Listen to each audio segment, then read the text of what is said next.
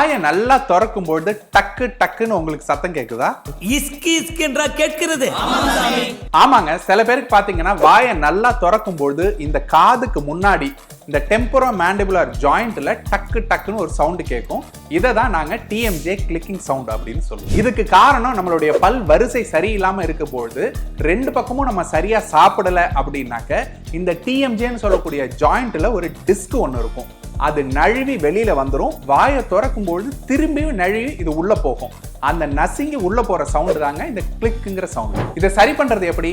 டெம்பரரியா ஒரு ஸ்பிளிண்ட் மாதிரி செஞ்சு கொடுத்துட்டு உங்களுடைய அக்ளூஷன், அதாவது கடிப்பு தன்மையில என்ன பிரச்சனை இருக்கோ அதை சரி செஞ்சுட்டோம்னா இது தானா சரியாயிடும்.